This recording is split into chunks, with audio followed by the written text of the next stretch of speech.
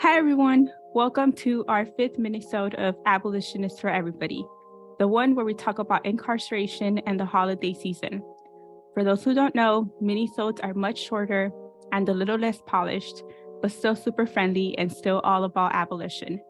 My name is Crystal, and today we are joined by two very special guests, my season 2 co-host Adam and Danielle Macias. Because it's your first time being with us, I wanted to welcome you, Danielle. Can you please introduce yourself to the audience? Sure. Hi, my name is Danielle Macias. Thank you for having me. My husband was incarcerated for almost 13 years. We're together the whole time. Because of his incarceration, I kind of accidentally started a business, a stationery business to help women like me who have a loved one incarcerated, be it romantic, like your husband, your boyfriend, or your wife, but also moms, sisters that have someone incarcerated. My husband was released June of 2021. He was resentenced under 1170D. He had gone in with a plea deal of 25 years, but through his rehabilitation work, just overall his change, he ended up doing almost 13 years, like I said, and came home and is doing awesome. Thank you so much for being here. And I'm really excited and really want to learn about the accidental business that you found, as you called it. But first, I want to take a moment to pause and talk about those 13 years of your husband being inside, because those are 13 years of holiday seasons, of birthdays, of celebrations.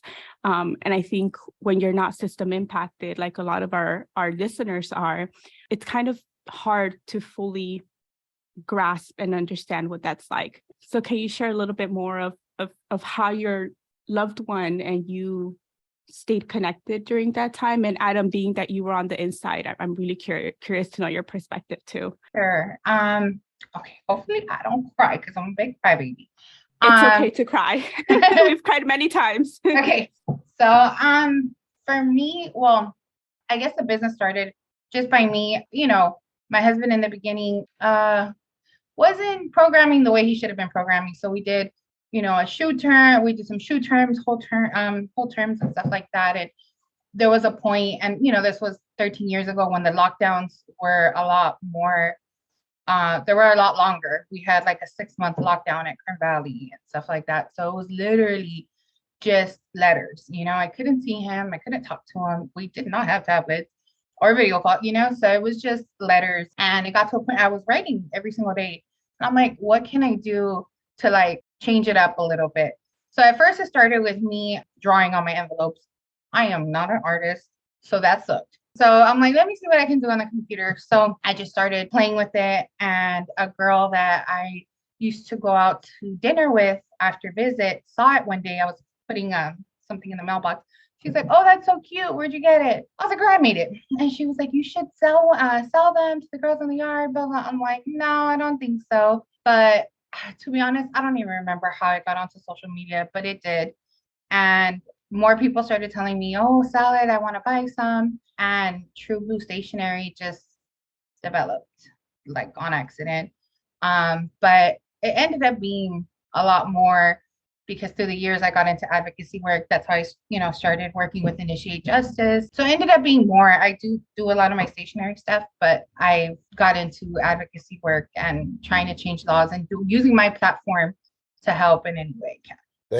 Thank you for sharing that. And I just got like covered with so many emotions, just like thinking about what you was talking about, sending postcards, cards, stationery, different things like that, and drawing on the letters. I remember, one of the big things around holidays was if it was Christmas time, people would draw the nice Merry Christmas with the different colors and different things like that. And so, I'm formerly incarcerated and I served 14 and a half years myself. And I did start off at Kern Valley, which we know is a high security level 4. And when you talk about programming, I just want to break that down real quick as far as like, not being in compliance or doing different things, or, you know, getting into fights, and there's so much that's taking place, especially during the holidays. And then you talk about, you know, him going through the SHU, which is the segregated housing unit, and we know that that's already like, for like, solitary confinement is hard on people, especially during the holidays. So for you to come and create a business, but more so something that was compassion felt before business, is so sentimental, because I remember, you know, like I said, being inside and seeing people around holidays, where some of the most depressing times, where I've seen so many, you know, associates and different friends kind of lose it a little bit, right? Where they end up having to go to segregated housing units, to where they had to end up going to, you know, to see the psych, because they couldn't deal with being away from their family. And as you know, over the years, it just accumulates, right? It may start as, you know, I may talk to somebody that has missed Christmas for 2 years, and I may talk to somebody that have missed Christmas for 25 years. And you know, at some point you can hit a breaking point. So thank you for starting that business with compassion and love, but now you are being able to touch so many different people. And so I just want to just thank you on that. Oh, thanks. I mean, honestly, like I would try to put myself like in his shoes and your guys' shoes. Like I used to hate working on Christmas Eve in the morning, you know, and I'm like, I want to be at home. So I couldn't imagine being in a place, you know, that my husband was in, that you were in, that thousands of people are in, being away from home on the holidays. Like that's such an, I mean, I can only imagine. It's such an ugly feeling. Yeah, it is tough. You know, and even not just the holidays, right? But birthdays, but more so the holidays, because, you know, holidays is that one time of the year where if you haven't seen your family in a year, right, or a couple years, or what it may have been, usually around holidays is when family get together, you know, depending on how you celebrate. And so we know that holidays usually start, you know, picking up after, you know, Halloween, right? Because a lot of these holidays are celebrated inside. It's just a little bit more tougher because people are incarcerated and they are away from their family, but they still try to find a sense of community, right? And I remember being at Donovan and seeing people like, you know, get like Kool-Aid and like put makeup on their face and like celebrate the Day of the Dead and different things like that. And it was so like, you know, people were so creative, but it seemed like once we started getting into like Thanksgiving, and once we started getting into Christmas, right, and being respectful of everyone, that's when it really got so tough on people, where it was just like unbearable. And something that we used to do when I was in different groups, right, we would kind of start like collecting food, and we would actually pass out food to people that was less fortunate, that didn't have packages, right, that wasn't going to the store. And even now, as I think about it, right, some of my closest brothers that I was inside with, they are still in there, still carrying on little traditions that we had started, because, you know, I was blessed to have my family, but for a lot of people that didn't have family, we became their family by just saying, "Hey, come, you know, we going to be serving a spread. If you want to come by and get a spread, you know, we're gonna have tamales. If you want to come by and get tamales, we're gonna have tacos, burritos, you know, anything that we can make in the form of celebrating as family, you know." Yeah, you have to get creative. Like, so you mentioning that reminded me of like during the holidays, even like 4th of July and those type of holidays, I used to call them props because I didn't know what else to call them, but I would print on my printer, like for Halloween, for example, I printed these little ghosts and they were pointing at each other and it would say, my boo, his boo. And we would use that for our pictures for Halloween. Or like I have a picture, I was looking through my old photos the other day. I have one that there are two hearts, and one says hello, and the other one says 2016. So we use that for New Year's Day. So I used to take in these little props, and sometimes the CEOs would fight me on it, like, "Oh, you can't take." Why? I used to print it on picture paper. I'm like, "It's a picture. I want to show him this." So they would fight me on it sometimes, you know. But for the most part, I was able to take it in for his birthday. I used to make little cakes out of like cupcakes and gummy bears or whatever I could find in the vending machine. I used to make a cake, and then I would print out on picture paper, happy birthday. And then I used to use the sports in visiting and put the three sports top at the top and use my little picture as a happy birthday banner for his cake, you know? And then I would get the whole visiting room to sing him happy birthday. I would get the porters like, "Hey, can you tell everybody?" Like, you know? So those are the type of things that I would do, like, you know, for different holidays. And for Christmas, I know not every visiting room has this, but the last few years, maybe like the last 4 or 5 years, our visiting room had like a big Christmas tree. So what I did was on picture paper, I printed out, it was like a 4x4 picture, and he's a Raider fan. So I did like the Raider logo with the Santa hat, and I put Macias family. So when we took up our picture, so it was like kind of like this behind me. So when we took our picture, I used that little 4x4, and I'm like, come on, let's go put it on the tree. And for like those 2.5 seconds, that was our tree because we put our name on it, you know? So we put it right there, and, you know, we had it. So when we took a picture, you could see it. And I left it up there. So, and the CEOs, I mean, I would tell them, hey, it's just a picture. And it was cool because other families started doing it. I did it for like the 3 or 4 wives that I was cool with that asked me to do it. But other families started bringing their pictures and leaving it on the tree. So by the end of December, the tree was like full of different families. So it was actually pretty cool, you know? So that's one thing, if, you know, facilities allow that, to try it out. The worst thing they can say is no, you know? You know, I really appreciate you sharing that with us because it just shows the resiliency of, you know, system impacted people and everything that we do in order to stay connected with our loved ones. My brother has been incarcerated since early 2019. This is the second time he's incarcerated. The first time he was away for 4.5, almost 5 years. And during that whole time, we never saw him or visited him. He was just too far away, and we're too poor to make that trip. And I remember the first time, his first Thanksgiving there, he was really excited because he said all of the guys told him, then that's when they feed you the best. That's when you have like the best food on Thanksgiving Day. And then he called that same morning or that same day saying that somebody in the prison in the yard had passed. And my brother was in his early 20s at that time. And it's the first time he'd experienced death while he was incarcerated, and death of an incarcerated person. And I remember he was pretty devastated at the fact that that person, like you mentioned, Adam, hadn't seen his own family in like 20 years. And I remember that really left my brother like shook, because he was doing, I believe, like eight years at that time. But I really appreciate you sharing the ways to stay connected, because I've never visited my brother for a holiday because of COVID. It's just been closed. Yeah. And he's been really far away. And this is the first year that we have the opportunity to spend that time with him and just be there for him and form a sense of like connection. The only thing we do now is like a lot of pictures. That's like his favorite thing. And he sent us a photo of himself holding a gift, like a present, next to like this really small tree. And I can see it in his eyes that he was just like not wanting to be there. And when he called, he was like, well, I have a daughter now. He's like, I have a daughter. So I had to make, you know, that extra effort. So I really appreciate you, you know, from one system impacted person to another. I appreciate you sharing the tips and tricks that I can do in order to connect.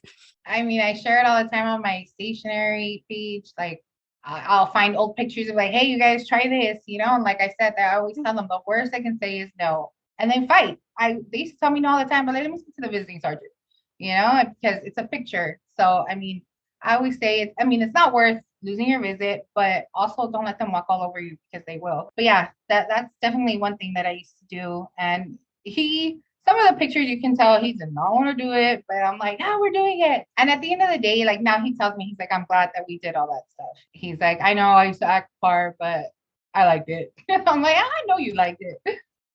You say I know I used to act hard. Yeah. Right. Yeah, and just to kind of go back, I mean, those are special moments, right? The creativity that you know we have to create. I remember one of my first visits for it was Thanksgiving, right? And just like Crystal said, the food, right? Like inside, the food is like everything, right? This is when we're gonna get a good key lime or sweet potato pie or apple pie, or you know, and it's just like a slice of it, right? But it's like, you know, you get more food than normal because usually the food in there is very, very bad, right? I'm gonna just straight up say it sucks, right? But I remember I had got a visit, right? And I was at Donovan and I got a visit, and there they have their own caterer that comes in that sells us food, and we be able to eat with our family. And I just remember like being in there and having like my turkey leg for the first time in so many years.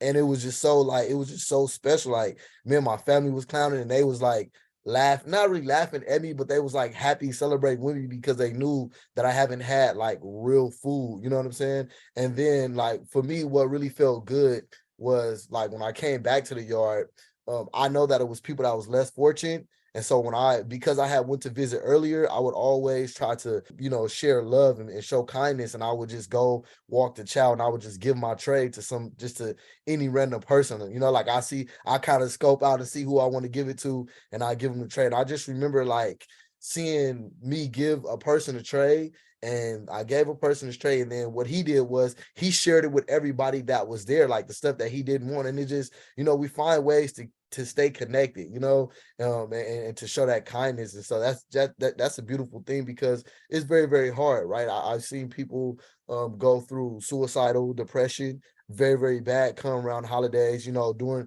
the whole year, they doing very, very well. Then come, holiday time, it gets rough, right? Because, we spend time with so many people in these yards, and then, you try to uplift them. And then, the ones that are going to visiting, y'all try to keep each other uplifted to get to the next visit, but to carry that love from that visit back to the yard, so it's definitely an exchange, especially around this time during holidays, For sure. That was going to be one of the questions that I had for you both, is the type of barriers that y'all face in order to stay connected. Danielle, I know you talked about the COs and the sergeants, and we know how they are. They do these things on purpose, and the distance and the cost, that's a barrier that my family faced a lot. So I'm wondering, because I don't think people who have not experienced incarceration realize just how difficult it is to stay connected with our loved ones, and just how intentional the system is set up, so that we don't have that connection with our loved ones. So I'm wondering the type of barriers that you all faced, Danielle, with your husband, and Adam, while you were inside, to stay connected, especially during the holiday season. For us, well, for me, I was blessed that he was never more than like 3 hours away. So it was possible for me. For many years, I was at visit every single weekend. Every single weekend I was there. But in part was, I had a full-time job, but I also started this side hustle, and that enabled me to do that and be there for him a lot more than some families are able to. But I think the barrier it was more like it was the COs. It was a constant struggle with the COs, like, because I was always like the extra one, like even going to family visit, they would always say, "Oh, here comes Macias. She brings the whole house with her." Because I used to try to make it as comfortable for him as I possibly could. I brought bath mats and like I brought everything, So for me, the struggle was always like the COs and them trying to just take away the little comfort I could bring, even to a regular visit, just it's a picture, bro. Like it's a picture. Like what's the big deal, So that for me, that was hard. And also, I guess it's not a barrier, but trying to keep him uplifted during this time, was hard. Mm-hmm. So yeah, I don't want to start crying. Let's see. So for me, it was important to get him away or get him out of those walls for just a little bit. So I would talk to him about like not like what's going on right now, but I would say, "Hey, so when you come home, what's going to be a tradition that we start?" So I would have him see past those walls. That was like super important.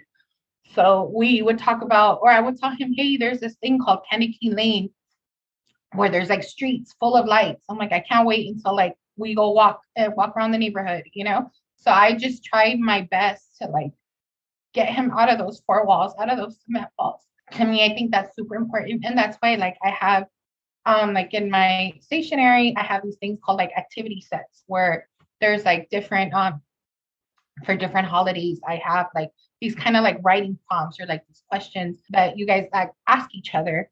And even though I've known my husband since I was 15 and I'm 36 now, and there was still things that I didn't know. I didn't know that his favorite lights are those big, ugly, fat Christmas lights. I like the cute little ones. I never knew that he liked those big, ugly, fat lights. But guess what? He gave in on me with like the color theme. He wanted like traditional Christmas. I'm like, we're doing rose gold, right? I'm like, that's what we're doing. But it's all him. So guess what? We have big, ugly, fat Christmas lights outside. So those activity sets allow, a couple to like get to those questions, or you think your spouse or your loved one, but you learn stuff about them all the time. So I think that's really important to do whatever you can to get them out of those concrete walls for a little bit, even if it's just mentally. Just get them out, talk to them about stuff out here that you can't wait to do with them. And even if they have a long sentence or LWAT, my husband was supposed to come home in 2031. He came home last year. You know what I mean? So there's like so much hope, because in the beginning, he didn't want to talk about being out. He couldn't see it. But I pushed and I pushed, he's like, oh, like I would tell him, he's like, yeah, babe, that's cool. Like, later on, I would say, why don't you ever want to talk about that? He's like, I'm not coming home till 2031. Like, I don't even want to think about it, but the more I got into advocacy work, the more I was convincing him that he was going to come home sooner than what the piece of paper said, he would get more into it. So I think, like, don't let the sentence be a barrier. Don't let the distance or, how long he's going to be in there be a barrier, But I guess that's like the best I can put it. Like, don't let any of that stuff be a barrier, because laws are changing all the time. I mean, I always use Jose as an excuse. Like, he's not supposed, like he always says, I'm not supposed to be home right now, and God is good, so. Right. And no, I definitely feel where you're coming from, because, my census date was in 2024, but shout out to Initiate Justice and Prop 57. I was able to come home in 2020 after serving 14 years. And something that you talked about, and I don't know why this word just keeps sticking to me, is just the creativity, right? Just being creative, and even in conversation. Like you said, I remember having conversations with my wife, who was my girlfriend at the time, and we would have the conversations of, oh, I can't wait to see the Christmas lights, and something that we would do around holidays to get me out of that mindset of feeling so depressed and feeling down. Because the reality of it is, right, one of the main barriers that we have, right, not only is with COs, but is really trying to stay connected and keep having hope, right? Because holiday season, and not just holiday season, is so miserable inside, especially like when you sit inside a cell, right? And you getting ready to go to yard, and yard has been canceled. It's no program for the day, no phones for the day, and they turn off all the lights, right? Immediately you just get depressed. Like, it's just, you get sad because you was looking forward to going to yard, and now you can't go to yard. You was looking forward to this phone call, and you can't have a phone call because short of staff. Why is it short of staff? Because respectfully, they want to take their time off to be with their families, and because they don't have enough staff to run the yards, they're shutting it down, right? So these is like different barriers, and it becomes so depressing. Like, I remember looking out the window, and I'll be like, I can't wait to get the F out of here, right? Because it would just be so sad, but I knew that I had to stay strong. And so something that, once again, that we would do is, how can we inspire? Because I had a date, right? I would say, how can I inspire everyone and remain giving them hope? And goes back to what you was talking about, Danielle, is with those conversations, with asking some of the people in the yard, hey, how would you, like, whoa, if you was home right now, how would you decorate your house? How would you decorate your Christmas tree, right? And this is how we try to stay into the holiday season. And it had been times when I had conversations with people that didn't celebrate Christmas, right? And they'd say, well, even though I don't celebrate it, if I was to have a Christmas tree, this is how I would decorate it, right? That right there, we would create good conversation to pull each other, to lift each other up, because of the darkness and because of the gloom, if you will, that takes place during holiday season. That's a really good point, Adam, of, not only being able to connect with your own family and feel hope. And, there's a lot of times where my brother has brought comfort to me, instead of like the other way around, about him being away for so long. So I'm really curious to know, Danielle, more about your business. And I know you said you have these activities that they can do inside and out, and tell us where we can find you, where people can purchase, like, follow, etc. And then also curious about because you told us a little bit about how it got started, but I'm curious to know about the impact that you've seen now that you've had it for a while in those family connections throughout all the holidays, not just Christmas, but, birthday celebrations, Hanukkah, anniversaries. You celebrated 13 anniversaries while your loved one was incarcerated. So I'm very curious to know more about your business and how that's helped with connections. So man, that's a good question. Okay, so so I do have these activity sets. I think I have one for pretty much almost every holiday where they're prompts that you ask each other. I have one for New Year's. That's something that says well, our goals obviously for 2023, and then also it reflects like what do I wish that I handled better in 2022, and stuff like that. Things that sometimes you may not talk about, like at a regular visit or on the phone because you only have 15 minutes.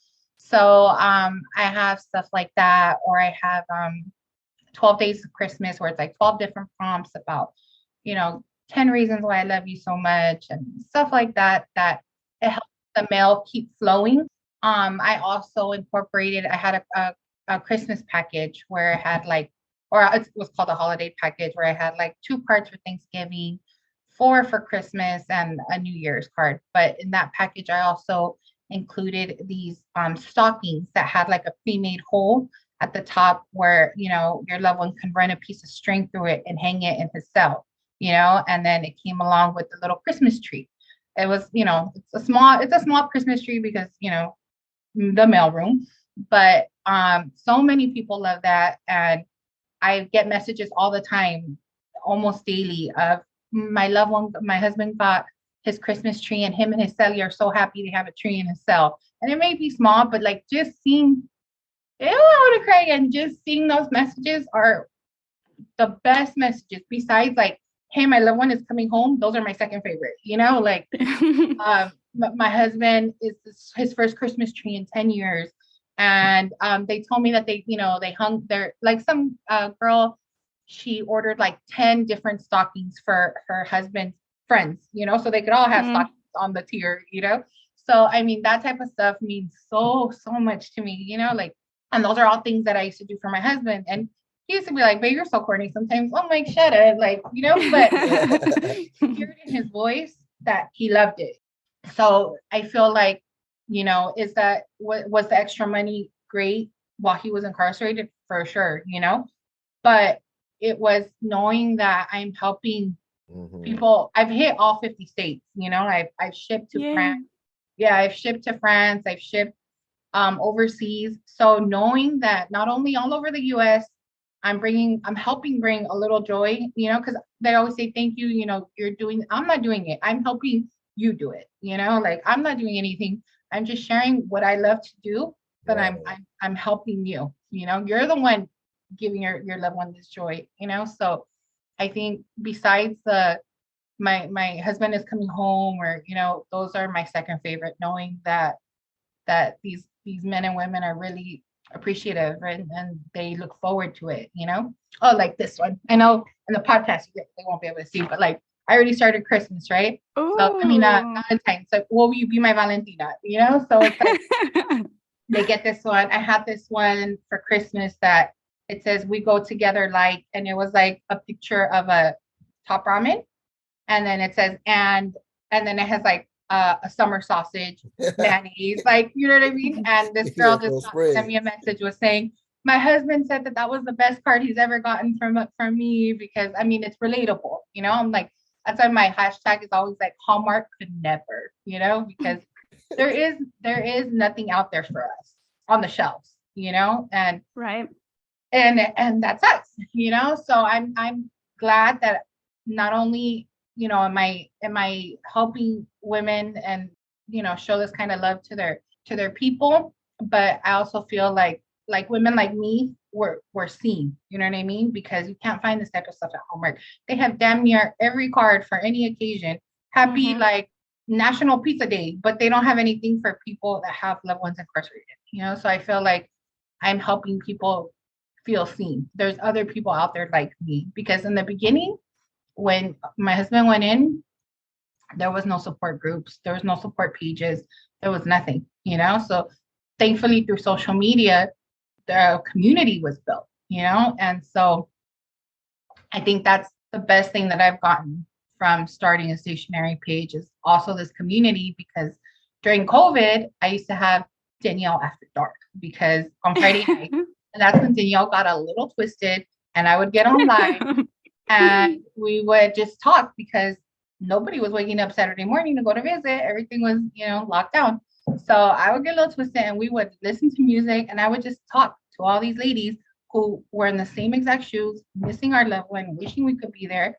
It was a scary time, like just being out Yeah. here, but even scarier knowing that your husband, your brother, your son was in there and we couldn't do anything to help, So I think just having that support, like, yes, it's a stationary page, yes, it's a business, but I really do feel like my followers were like our own little community, like our own little tribe, because there's girls who their loved ones have come home, still follow me. I still follow them. I'm seeing them grow, getting pregnant, getting married.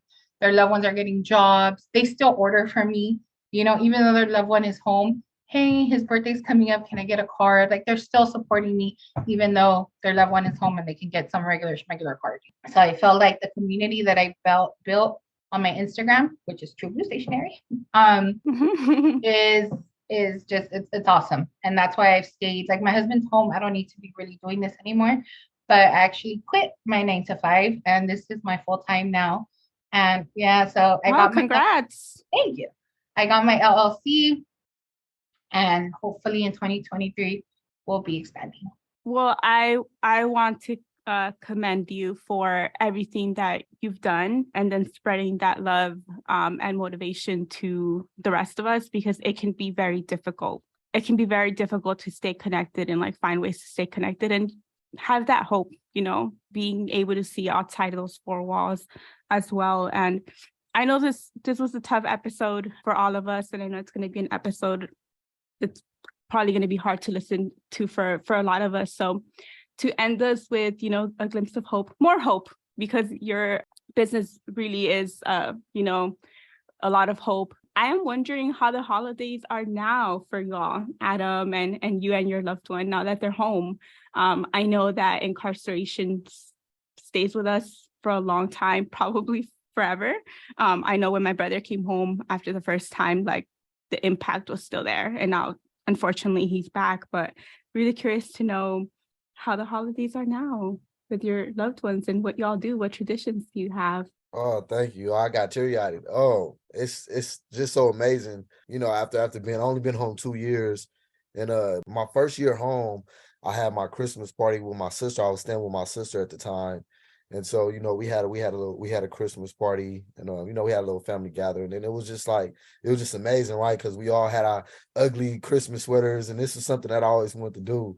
And so, now we, like you say, Crystal, we are creating our own traditions, and I'm blessed enough and fortunate enough that I have my own house. So me and my wife, we had our first Thanksgiving dinner, celebrating family more than anything. And then, getting ready to have Christmas party, New Year's party, different things like that. So, the holidays now is very, very different. I still find myself, honestly, kind of isolating myself just a little bit throughout the holiday time, just because, I still have so much remorse, and I still have so much empathy for my loved ones that's still inside. From my brothers to my cousins and just family that's still inside, and even speaking to inside organizers on throughout the holiday season as well. And so, I always kind of just take a little bit of time to keep them in mind and to hold that dear. And the reason and they the reason why I continue to push and do a lot of different things. So that's how I was looking. That's probably what a little hope that I will leave is that it does get better, and when it get better, you will feel it. And I think it's on us to continue to spread that so it can get better for others. For me, the holidays are a lot less heavy. It's a blessing to have him home. It's a second Christmas home. We started our little tradition when we decorate the Christmas tree. I play Christmas music. I make us some hot chocolate, and we just decorate our tree together. We started, I don't know if you guys saw on TikTok, this like saran wrap ball game on Christmas Eve where, yeah, it's hard to explain, but we do it on Christmas Eve with my whole family. And so that's like our gift to, I mean, we get regular gifts, but that's like our gift to the family that we like pack the saran wrap ball game with like scratchers and candy and all kinds of stuff. And that's like now our thing that we look forward to. And but on Adam's point, I share a lot of our personal journey on my Instagram to share that hope, to show like it's possible, you know. A sentence is not permanent, you know what I mean? It can change. My husband, like I said, had 25 years and he was home in a little under 13, you know? So there is a light at the end of the tunnel. Doesn't matter how small you feel it is, that light is there. Focus on the light. Do not focus on the sentence. Don't focus on the sentence. Take it a day at a time, but focus on that light. It's there, and I promise it gets brighter. And anything is possible. You can bring them home. Thank you, Danielle, and thank you both for sharing.